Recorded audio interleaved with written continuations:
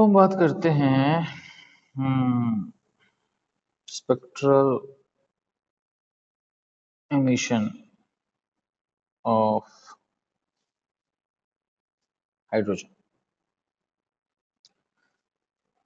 Hydrogen में जब emission होता है तो हम उनको कुछ सीरीज में बांट देते हैं। ठीक है, तो जो सीरीज होती हैं उनके नाम होते हैं लाइमन, फिर Balmer, Paschen, Brackett, Pfund, Humphrey. Humphrey शायद ये स्पेलिंग होती होंगी। लाइमन सीरीज उस सीरीज को बोलते हैं जब एक इलेक्ट्रॉन एन से बड़े शेल में होता है से एन बराबर वन पे जंप हो जाता है। बाल्मर तब होता है जब एन से दो एन से सॉरी वन से बड़े से, जैसे मान लो 2 3 4 5 से वन में आएगा तो लाइमन सीरीज होगी। ठीक है, अगर टू से बड़े मतलब 3 4 5 से अगर टू में आएगा तो बाल्मर होगी। अगर थ्री से बड़े से थ्री में आएगा तो पास्चन, फोर से बड़े से फोर में आएगा ब्रैकेट, फाइव से बड़े से फाइव में आएगा फंड, और सिक्स से बड़े से सिक्स में आएगा हम्फ्री। ये सबसे बड़ा एनर्जी गैप होता है, क्योंकि कोई चीज अगर एन बराबर वन पे आएगी तो ये सारी एनर्जीज अल्ट्रावायलेट होती हैं, ये सारी एनर्जीज विजिबल होती हैं, और बाकी जितनी होती है सब इंफ्रारेड होती हैं। ये छोटी एनर्जीज होती है। ठीक है, तो ये सिंपल सी चीज होती है। ठीक है, अब एक हम सिंपल एग्जांपल कर लेते हैं। मान लो कि क्वेश्चन है कि what is wavelength emitted in third Lyman line. जो लाइमन की थर्ड लाइन है उसमें कितनी वेवलेंथ एमिट होगी। अब देखो, लाइमन की थर्ड लाइन का मतलब, लाइमन का मतलब एन बराबर वन पे चीज आएगी, 2 3 4 कहीं से आ सकती है, तो इसको बोलते हैं लाइमन की फर्स्ट लाइन जो 2 से 1 होगी। ये लाइमन की सेकंड लाइन है और ये लाइमन की थर्ड लाइन है। तो लाइमन की थर्ड लाइन का मतलब क्या हुआ, लाइमन थर्ड लाइन का मतलब होता है एन बराबर 4 टू एन बराबर 1। ये लाइमन की थर्ड लाइन। ठीक है, एन बराबर 4 से एन बराबर 1 पे कोई चीज जंप करेगी। ठीक है, अब ये जंप करी तो मेरे से पूछा है कि इसमें कितनी वेवलेंथ होगी जनरेट। तो वेवलेंथ जो होगी मुझे पता है, जो एनर्जी निकलेगी 13.6। हाइड्रोजन है तो जेड स्क्वायर की जगह one square, one by n छोटू का square minus one by n बड़ू का स्क्वायर। ठीक है, तो ये हो गया 13.6 इंटू एक माइनस एक बाय 16 बोलो तो 15/16। अब आती है वैल्यू कितनी होगी, 13.6 इंटू 15/16, 13.6 इंटू 15 डिवाइड बाय 16। तो ये एनर्जी होगी अपने पास 12.75 इलेक्ट्रॉन वोल्ट। मैं ऐसे नहीं बोल रहा, ये मैंने कैलकुलेट किया। ठीक है, तो 12.75 इलेक्ट्रॉन वोल्ट होगी। अब बात है कि इसमें लैम्डा कितना निकलेगा, तो जो लैम्डा होगा वो हम देख लेते हैं।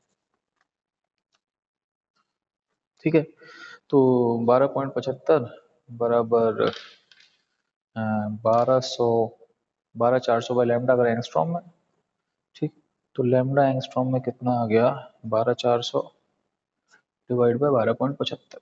ठीक है, तो 12,400 डिवाइड 12.75 जो हो गया, तो 12,400 डिवाइड बाय 12.75, ये आ गया मेरे पास 972, 972 एंगस्ट्रॉम। सही, तो ये 972 एंगस्ट्रॉम जो होगा वो अल्ट्रावायलेट होना चाहिए। ठीक है ना, आप सर्च कर लेना अल्ट्रावायलेट है कि नहीं, बस होना तो चाहिए। लाइमन सीरीज में सब कुछ अल्ट्रावायलेट ही होता है। ठीक है, तो इस तरीके से आप निकाल सकते हो। अब हम लोग एक आध छोटे छोटे क्वेश्चन और कर लेते हैं। मान लो एक छोटा सा क्वेश्चन ऐसा है कि विच transition in helium plus gives same energy as a second Balmer line of hydrogen। Hydrogen की सेकंड बामर लाइन के बराबर एनर्जी कौन सी ट्रांजिशन में हीलियम प्लस की मिलती है। अब लाइमन बाल्मर, बाल्मर जो होता है वो एन बराबर टू पे लौटता है, थ्री से फोर से। अब सेकंड ट्रांजिशन का मतलब ये हो गया, मतलब एन बराबर 4 टू एन बराबर 2, ये हो गया बाल्मर की सेकंड लाइन। अब इसकी जो एनर्जी होगी 13.6, हाइड्रोजन है तो 1 स्क्वायर, 1/छोटू का स्क्वायर माइनस 1/बड़ू का स्क्वायर। कह रहा है ये एनर्जी मुझे हीलियम में कहाँ मिलेगी, तो हीलियम एनर्जी मिलेगी 13.6, ठीक है, जेड स्क्वायर की जगह 2 स्क्वायर, 1/n छोटू स्क्वायर माइनस 1/n बड़ू स्क्वायर। 13.6 काट दो। अब इनको कंपेयर करना है तो 1/2 square minus 1/4 square is equal to, ये 2 स्क्वायर से डिवाइड कर दो, NC/2 square minus NB/2 square. मेरी बात समझ रहे हो? अब इनको कंपेयर करो तो यहाँ सीधे सीधे कंपेरिजन से आया कि NC/2 2 होगा और NB/2 4 होगा। यहाँ से NC कितना हो गया 4 और NB कितना हो गया 8। मतलब वो जो ट्रांजिशन है वो कहाँ से बेसिकली, वो जो ट्रांजिशन है वो बेसिकली 8 से 4 तक है। तो जो 8 से 4 एनर्जी मिलेगी हीलियम में, वही एनर्जी मिलेगी 4 से 2 हाइड्रोजन में, जो कि बाल्मर की सेकंड लाइन है। ओके, आगे चले। अब एक अगला क्वेश्चन करते हैं। क्वेश्चन ये है कि मान लो हाइड्रोजन एटम, मान लो इसका मास m है, इज एट रेस्ट, ठीक है, इनिशियली एट n बराबर 2, मतलब एक्साइटेड स्टेट, n स्टार लगा देता हूँ, मतलब एक्साइटेड स्टेट पे, ठीक है। If it returns back to ground state, what is recoil speed of atom, atom की रिकॉइल स्पीड क्या होगी और क्यों होगी, हम देखते हैं।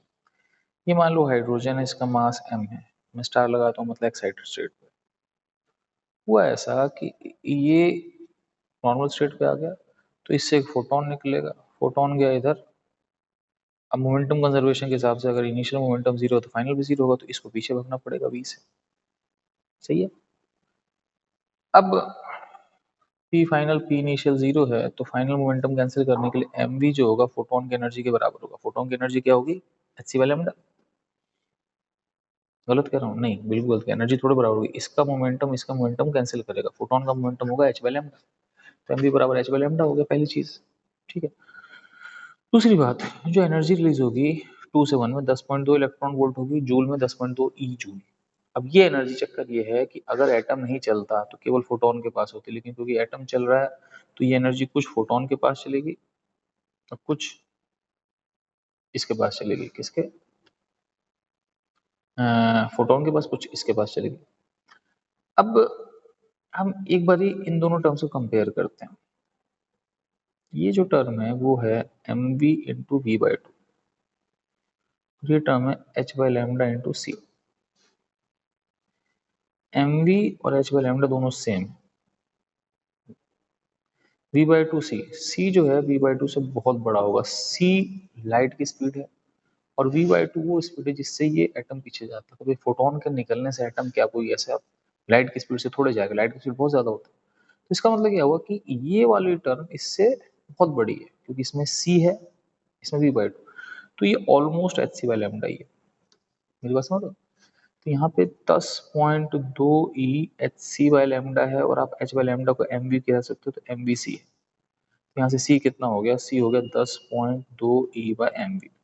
तो अगर ट्रांजिशन 2 से 1 है तो 10.2 ई बाई एम वी कर लो, और ट्रांजिशन अगर कहीं और से है तो आप कहीं और से भी कर सकते हो, ठीक है, कोई दिक्कत नहीं। ओके बच्चों, बाय, टेक केयर। इतना ही लेक्चर होगा, छोटा लेक्चर।